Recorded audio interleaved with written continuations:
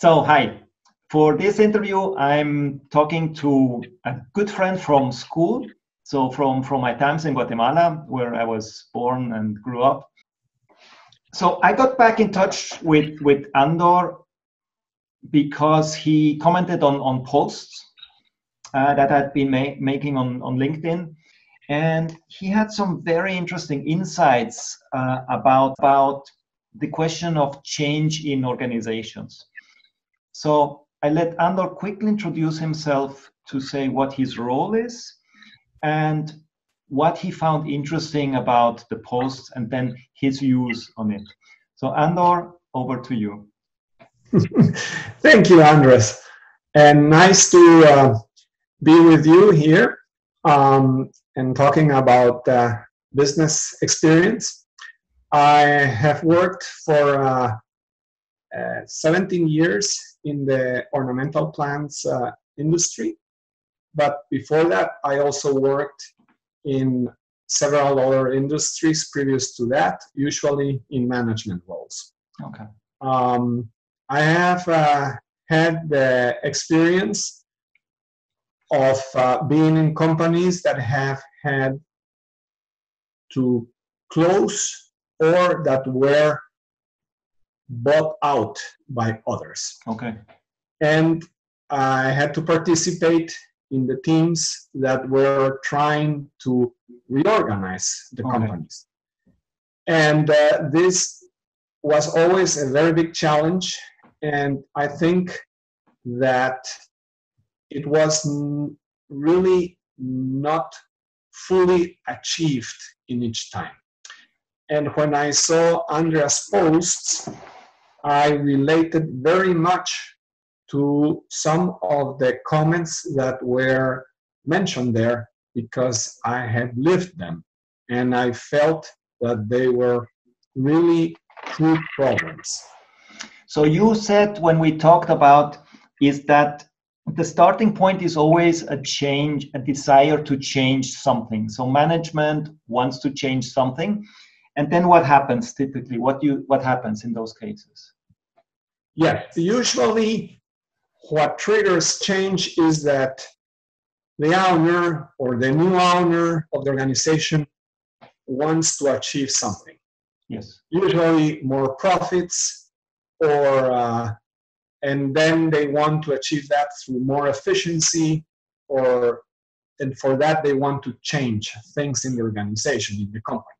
So someone new is coming in and they feel that whatever the organization is doing now is not good enough. Exactly. That's the starting point. Right. And so but they have a team in the organization that has been in the company for many years and is used to do things in a certain way. Mm-hmm. And they know the reasons why those things are done that way. Yeah. So what's the first phase then happens? Okay, yes. So I think that then a lot of change starts to happen under the directive of maybe a consultant or the managers or new management, whatever. But I have always felt that what is missing is a clarity of the objective of why we want to change. And then how we are going to achieve that. Yeah. You need, first of all, to recruit the people that are already in your company to a new cause. You have to convince them that it's a worthwhile cause, that there is sense and reason why you want to change things. So you need to bring them on board. You need to. Yeah. If they don't understand that, they're not going to have the goodwill to really collaborate and support the efforts that the change is going to require. Okay. So once you have done that, we talked about, then you typically have this situation where you need to generate ideas, no? That's the next phase. So once you have that, you have this phase where you're generating ideas. And you said that there are like three situations. I found that extremely interesting. So yes. I think that, okay, once you have clarity on the objective, why you want to achieve the change, then usually there are two scenarios. One in which the people in the company have the knowledge to achieve that change, and one where they don't. The first scenario, where people have the knowledge, you can divide it in two also. Yes. One, where the personality of the people or the culture of the company is such that people feel safe in sharing their ideas, and you can easily communicate with them. And there, what you need is the skill set to organize the ideas in a logical succession to achieve a plan that can be followed. Exactly. If you are in a company where you don't have that kind of culture, but people are shy, they don't feel comfortable sharing openly ideas, and so you will have to find the skill set to get people to talk and share their ideas, and they should feel safe. And you can choose different ways of doing that, either in meetings or in one-to-one meetings. But once you have the ideas, again, then a logical plan has to be set up and shared with everybody so that it can be followed. So that's the situation where you have two cases where the ideas are there. In one case, you just need to organize the ideas, and the other case, you need to bring the ideas out because people may not dare to do it. And then there is a third case, which is what? When simply what we want to achieve with the change, the people in your team really don't have the full knowledge to do it. Okay, so then you need to get someone, a consultant, or you need to find someone that's going to fill those holes of knowledge so that you have a complete set of knowledge, and then you can do your plan and start executing it. Exactly. That's in the first two cases, you need someone with facilitation skills, with mediation skills, which is a different skill set than in the other case where you just need an expert.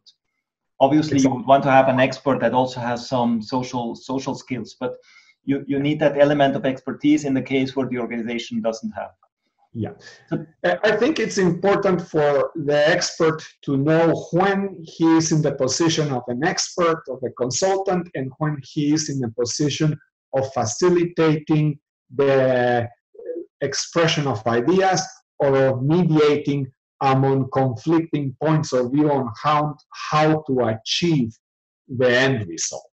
Exactly. So that's important, that you have a consultant which is not just enamored in his own concepts and ideas, but just brings them in when the organization really needs it. Exactly. And then next step is what? Next step, assuming now we have the ideas around, then something else happens, no? Then we come into the...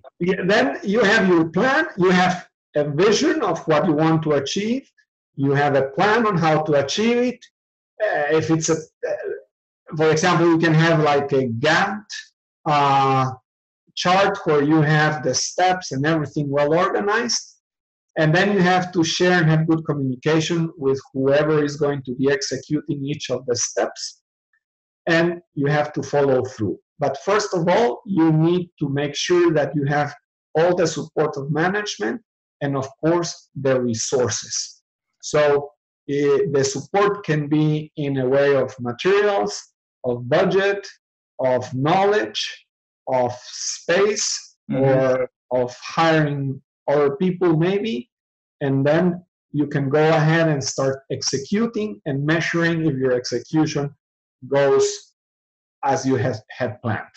Exactly. That's where you need a person who has more a project management type of skill set. Yes, and probably the skill set there is going to be a little bit different than the one you needed to organize it and to prepare the plan, because you will need a manager for that and someone who executes things. Exactly, or at least someone who is able to do the switch and plays a management role, a project management role, rather than a facilitation, idea generation role. Exactly. And the last phase? Yeah, so he has to have some leadership skills, of course. Yeah. And then, okay, let's say you finish your project.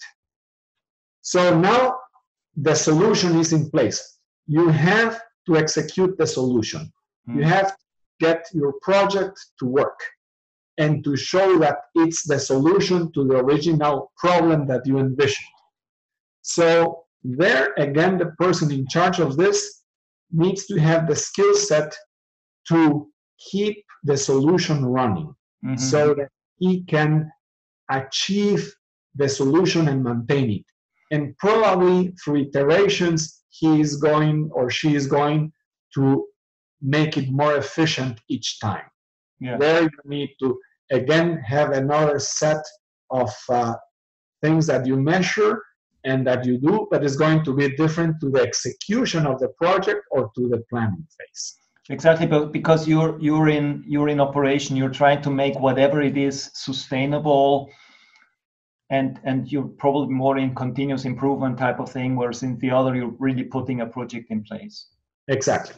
So now this all seems very easy to do, and I'm sure everybody knows about this. They have learned it when getting their business administration classes in the university and so on.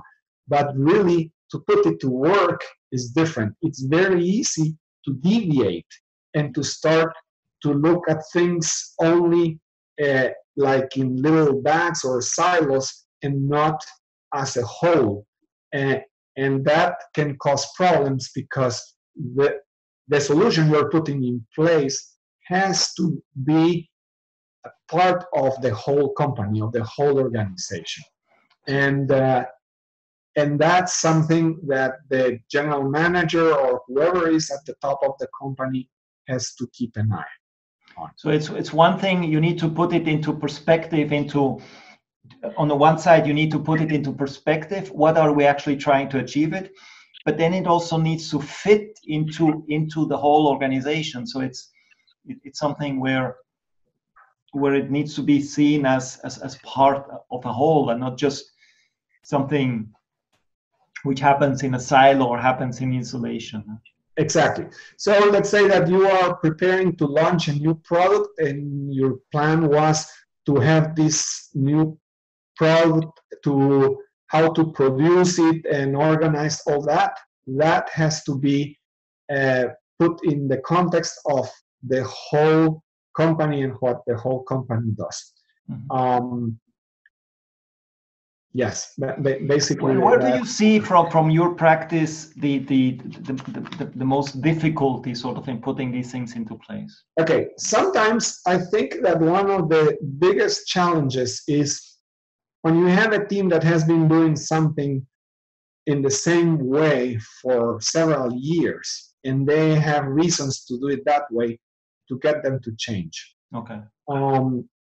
And you may have to decide if you want to keep the whole team or not. Okay. Because if you find that you have negative leaders in there, you may want to change them to a different position in your company or simply let them go because it's not going to help the rest to achieve the change. Now, the ideal is to work with the people that you have. They all have knowledge and talent. So that would be like a last resort. Yes. So you have to really sell the ideas to everybody and make them see that if we achieve this, we're going to be better than the way we are now. Okay. And I think that's the key here, that once change is achieved, we're going to be in a better position than before we achieve it. I think the message here is do the change with the people and not do the change to the people. Exactly. So it's not to impose something on the people, but make them be part of the process. And as you say, maybe you have one or two sometimes people in a group where it's maybe better for the project or the process to not have them in because they may not be good for that process. Right. As you say, this is a last resort. Yes, I think that a lot of times personalities conflict. simply because maybe people in the organization have desire to be in the position of whoever is now the leader, or there might be jealousies and other things related to egos. And that's not healthy for the organization. So those things need to be detected and worked out early on. Otherwise, they're going to be causing problems all along the project. This is important because the project might be a very good project and well planned, and if there are people who are acting like that, they are going to be stopping it. And then there is the other phase when you start to do things to get them to work, and it's not just asking everybody, do you see how this works better, or how it's performing better than before?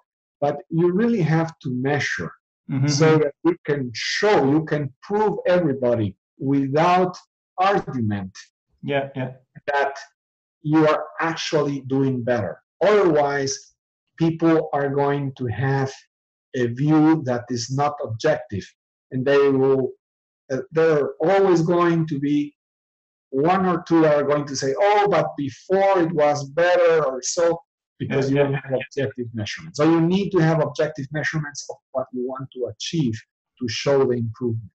Okay, cool. So I think that's a nice wrapping up. So you need to see that you have the right skills, that you're doing the right thing at the right part of the process, that you need to see that people play the right roles in different stages of the process. But then also that you have this notion of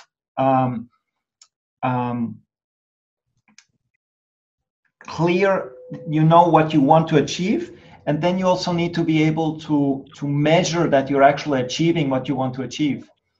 So that is one part. And then there's the other part you also mentioned, is that as you're going through the process, you also need to see that you need to work on the group dynamics, that you have a group that's actually working together towards that goal. So what we see here is that this whole notion of change, and I think that's what this discussion is showing, is that it's something that is multifaceted, and it's important that you're at the different stages you're really working at the right things. Yeah. And the person who is requesting the change, the plan, has to be willing to support with their resources that the team that's going to do it, or the task force that's going to do it, needs. Because if they do not have access to the resources that they need to put in place the plan, and what they need to do is not going to work. So that's definitely something very important from the beginning. That's why the plan is important, so that it gets approved and the right budget gets assigned to it, and then it's time to execute. Cool. So I think that's an important message. Before you join on, you venture into something, make sure that you've put yourself in a position where you actually have a chance to succeed. Yes. That you have the right people in place, that you have the right process in place, and that you have put the right resources, and that you're really clear about what you want to achieve, and that you bring people on board, and when you've achieved something, that you can actually measure that you've achieved it, and then celebrate at the end. Exactly. That's very good, Andor. Very good. Thank you very much for this conversation. Thank you very much to you. Okay, take care. Bye-bye. Good.